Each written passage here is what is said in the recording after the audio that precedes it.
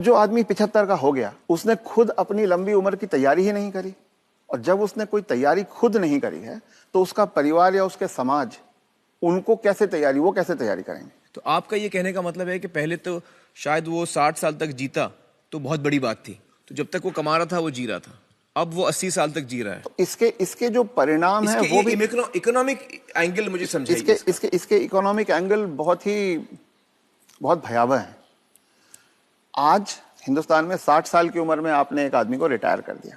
आदमी को अगर 80 साल तक जीना है तो 20 साल के लिए उसको अपना इंतजाम करना है।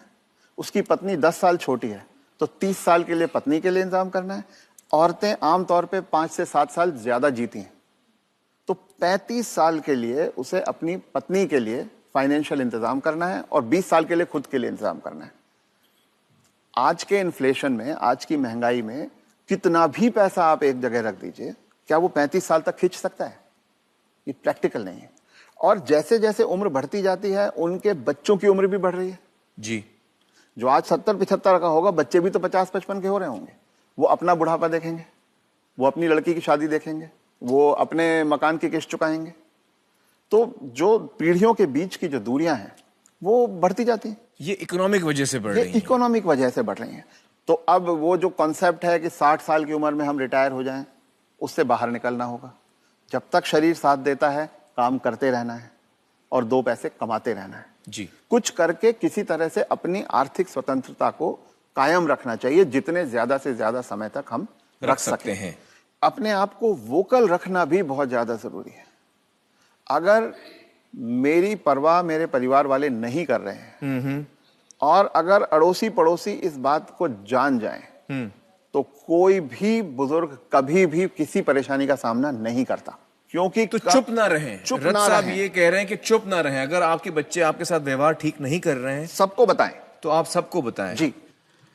रथ साहब, बहुत सारे जो बुजुर्ग हैं हमारे समाज में, उन पे प्रेशर आता है बच्चों की तरफ से कि आपकी जो जायदाद है या जो घर है या जो प्रॉपर्टी है, जो कुछ भी आपके पास है, वो आप हमारे नाम कर दें। इस पे आप कुछ टिप्पणी देना चाहेंगे? पहला ये कि किसी भी हालत में आपके पास जो भी धन संपदा है, जो भी आपके पास आर्थिक साधन है, वो जब तक आप और आपकी पत्नी जीवित हैं किसी और के हाथ नहीं जाना चाहिए, कितना भी प्यार करते हो। किसी के नाम पे नहीं जाना किसी चाहिए। बच्चे, किसी बहू, किसी पोते, किसी के नाम पे ना जाए, कितना भी आप प्यार करते हो। क्योंकि जब तक अगली पीढ़ी को पिछली पीढ़ी का सामान कुछ मिलता नहीं है तब तक वो उनकी इज्जत करते रहते हैं।